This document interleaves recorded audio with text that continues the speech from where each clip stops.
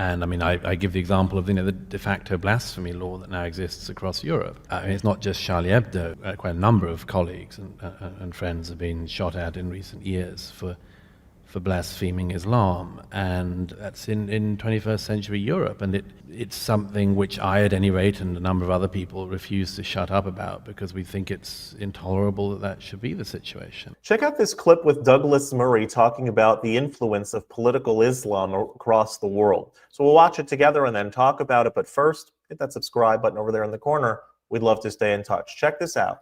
I think one of the things that this is another difference from two sides of the pond, and we talked about this very briefly, is that people will contact me on the show and say, "Oh, you spend all your time talking about Christianity. That's all you talk about, Christianity. Why would you do that?" Because it's a call-in show, and that's what people are calling in about.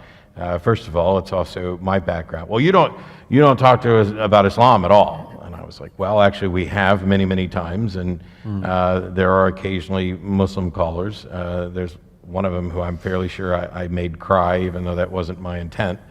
But we address those things, and yet the thing that I keep trying to point out to people is that while I might agree that when it comes to religions worldwide, Islam might be the single most dangerous ideas and be the greatest risk worldwide, but that doesn't mean it's the greatest risk in the United States or in Texas or in Austin.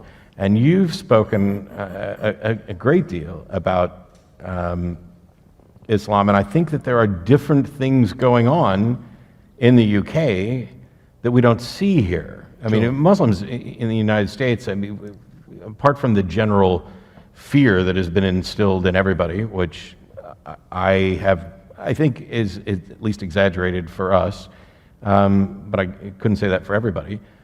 There are Muslims in Dearborn that are drinking and getting tattoos, and they've been their version of Islam has been poisoned, probably for the good, by the secular and perhaps even Christian culture that they're surrounded with. I once was with a pretty devout Muslim friend, and he'd been fasting for Ramadan, and he broke the fast with me in a pub with a pint of beer, which I thought was a happy meshing of cultures.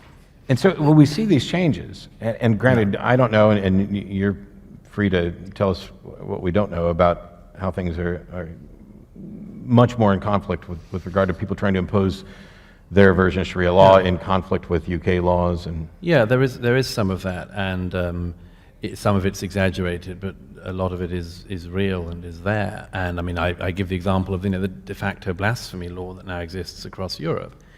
I mean, it's not just Charlie Hebdo.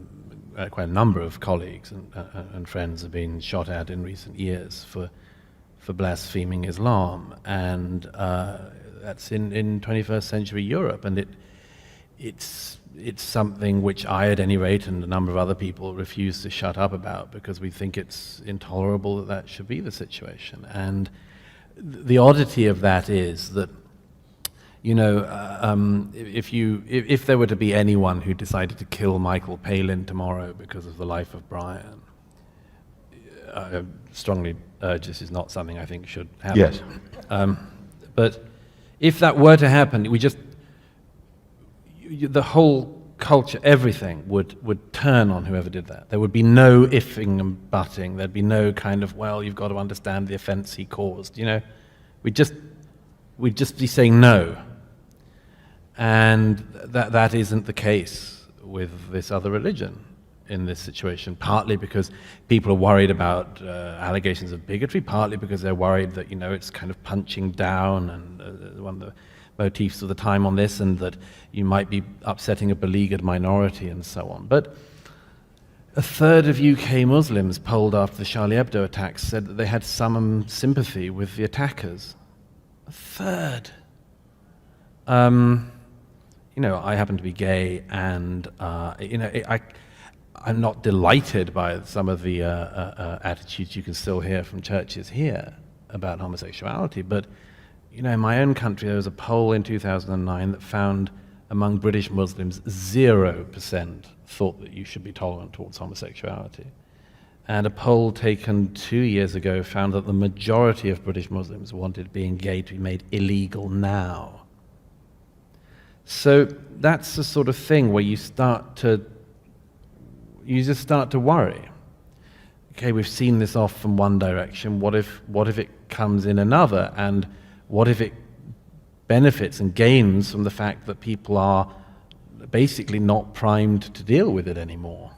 There's a documentary on Netflix, because I watch tons of documentaries on Netflix, especially when I'm on the road, and it's called Welcome to Leith, and it is about a bunch of Nazis or neo-Nazis who moved to a town somewhere in, I don't know, Wyoming, Montana, someplace, and essentially tried to take it over. Right. And it's really eye-opening because it makes you wonder, well, what would happen if they tried to do this in my town? Now, it would take a lot of them to take over, Austin or New York or whatever, but in a small town, if you had a massive group of people show up with a particularly dangerous ideology, such that they could actually take over the city council, that they would become the dominant voting bloc. Right.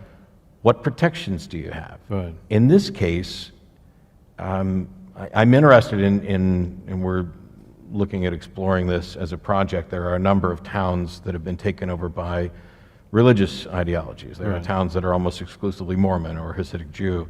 And I have concerns about the constitutional rights of the individuals who live in those towns. Because in the States, the default is, oh, well, that, you really can't have any power, because we've got the Constitution and it's there to protect us. And as a reminder, you can in fact run for office anywhere in the United States if you're an atheist.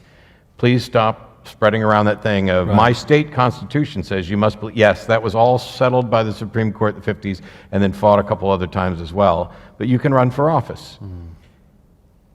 But we had to fight it in court just to show what the Constitution says.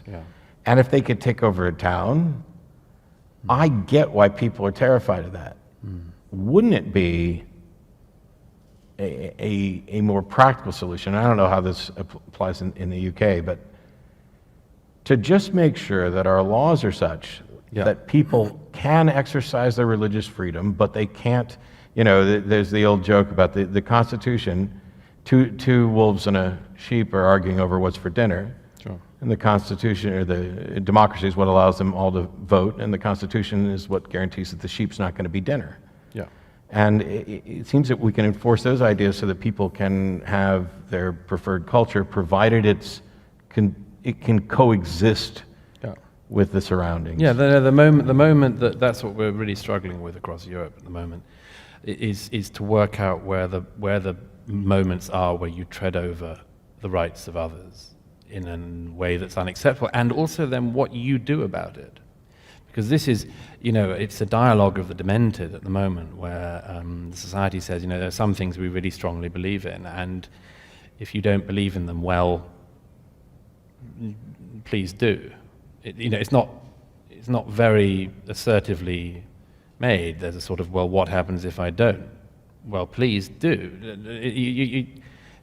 There's no follow-up. It starts to look like war and conflict and physical violence ends up being inevitable if you can't come to a reasonable... Yes, and some people do fear that's the case. I don't take as apocalyptic a view as that. If a culture isn't confident in its own values, then it won't have anything left worth defending. Douglas Murray often points out something that most politicians are terrified to say. Western civilization is uniquely successful because of what it stands for, not because of what it stole. Western civilization gave the world individual liberty, gave it human rights, scientific advancement, democracy, and equality before the law. That's not arrogance, that's a historical fact. And here's the kicker: when people flee oppression to the West, they're running toward Western values, not away from them. It's those values that create everything from freedom of speech to women's rights to religious tolerance. And here's the issue that Douglas Murray highlights not only in this video, but oftentimes. If large immigrant communities arrive without adopting those core values, the West loses the very qualities that attracted them in the first place. That's not racist, that's reality. This isn't about ethnicity, it's about ideas. and ideas must be defended. We can respect Islam as a religion, but we cannot allow political Islam, Islamism, or Sharia law to reshape Western societies that are built upon the equality of every human being under one set of laws. The West is beautiful, not because it's perfect, but because it's self-correcting, because it believes the individual is sacred, because it treats people as children of God, not subjects of the state. And if we don't defend those values, then they disappear.